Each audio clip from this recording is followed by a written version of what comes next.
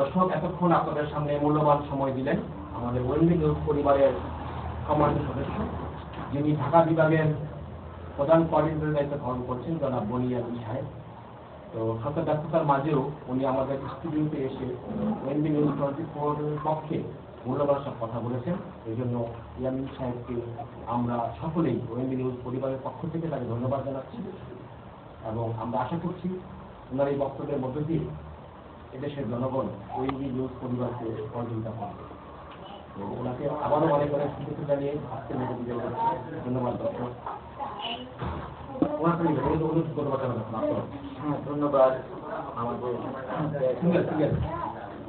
প্রবাসী ভাইয়েরা, আপনি আমাদেরকে সহযোগিতা করবেন যাতে ওএনবি নিউজটাকে আমরা অনেক এবং আপনাদের কথা না বলা কথাগুলো যাতে সারা বিশ্বে আমরা পৌঁছে দিতে পারি। ধন্যবাদ।